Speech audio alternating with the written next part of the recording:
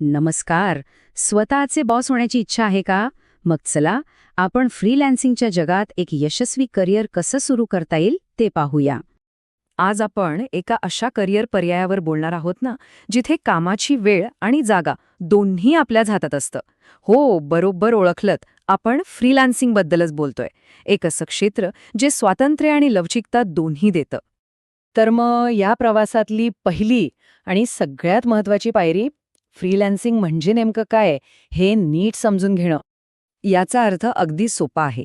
म्हणजे बघा, तुम्ही एखाद्या कंपनीचे कायमचे कर्मचारी न होता स्वतंत्रपणे काम करता. तुम्ही तुमच्या कौशल्याच्या जोरावर वेगवेगळ्या क्लायंट्ससाठी वेगवेगळ्या प्रोजेक्ट्स करता. सोप्या भाषेत सांगायचं तर तुम्ही तुमची स्किल्स विकता, तुमचा संपूर्ण वेळ नाही. आणि तुम्हाला सांगतो, आजच्या डिजिटल युगात तर संधींना काही तोटाच नाहीये. Digital marketing, social media marketing, content writing यांसारख्या क्षेत्रांमध्ये तर कंपन्यांना नेहमीच चांगल्या लोकांची गरज असते. म्हणूनच या फील्ड्समध्ये फ्रीलान्सर्सना प्रचंड मागणी आहे. बरं, संधी तर आहेत, पण या स्पर्धेत टिकायचं असेल आणि यशस्वी व्हायचं असेल तर आपल्याकडे काही खास स्किल्स म्हणजे कौशल्य असायला हवीत. कोणती आहेत ती कौशल्य? चला पाहूया. यशस्वी फ्रीलान्सर बनण्यासाठी ना 2 गोष्टी खूप महत्वाच्या आहेत. एक म्हणजे टेक्निकल स्किल्स, जसं की डिजिटल मार्केटिंगचं ज्ञान किंवा AI टूल्स वापरता येणं. आणि दुसरी तितकीच महत्वाची गोष्ट म्हणजे क्लायंटशी चांगलं कम्युनिकेशन करण्याची कला. कारण काम कितीही चांगलं केलं, पण ते क्लायंटपर्यंत नीट पोहोचवता आलं नाही, तर मग काय उपयोग, बरोबर ना? पण चांगली गोष्ट ही आहे की ही कौशल्य शिकण्यासाठी आजकाल खूप पर्याय उपलब्ध आहेत. अनेक संस्था ऑनलाईन आणि ऑफलाईन कोर्सेस चालवतात. या कोर्सेसमुळे तुम्हाला अगदी पद्धतशीरपणे आवश्यक ज्ञान आणि अनुभव दोन्ही मिळतं. एखाद्या चांगल्या ट्रेनिंग प्रोग्राममध्ये फक्त थेअरी शिकवली जात नाही, तर तुमच्याकडून प्रत्यक्ष प्रोजेक्ट्सवर काम करून घेतलं जातं. आणि याचा सगळ्यात मोठा फायदा काय, तर तुम्ही थेट ग्लोबल मार्केटसाठी तयार होता. मग कामाला सुरुवात करताना आत्मविश्वास आपोआप येतो. ठीक आहे, बस स्किल्स कोणती हवीत हे तर कळालं. पण आता प्रश्न हा आहे की सुरुवात नेमकी करायची कशी? चला स्टेप बाय स्टेप समजून घेऊया.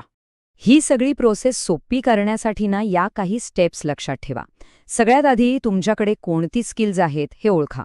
मग वेगवेगळ्या फ्रीलान्सिंग प्लॅटफॉर्मवर एक चांगली प्रोफाईल बनवा. आणि हो, सुरुवातीला अनुभव मिळवण्यासाठी काही छोटे मोठे प्रोजेक्ट्स मोफत करून द्यायलाही हरकत नाही, कारण त्यातून मिळणारे रिव्ह्यूज तुमचा पोर्टफोलिओ मजबूत करतात. फायवर, अपवर्क, फ्रीलान्सर ही काही लोकप्रिय प्लॅटफॉर्म्स आहेत. यांना तुम्ही एक ऑनलाईन मार्केटच समजा.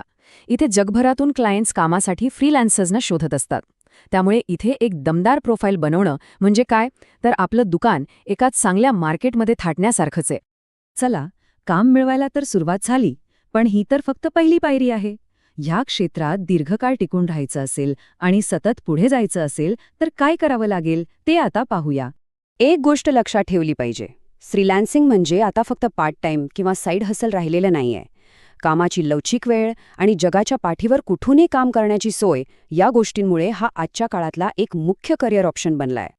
आणि हो, टेक्नॉलॉजीचा वापर करून तुम्ही इतरांपेक्षा खूप पुढे जाऊ शकता. उदाहरणार्थ AI टूल्स. ज्या कामासाठी पूर्वी तासंतास लागायचे, ते काम आता काही मिनिटात होतं. यामुळे तुमचा वेळ तर वाचतोच, पण कामाची क्वालिटी सुद्धा सुधारते.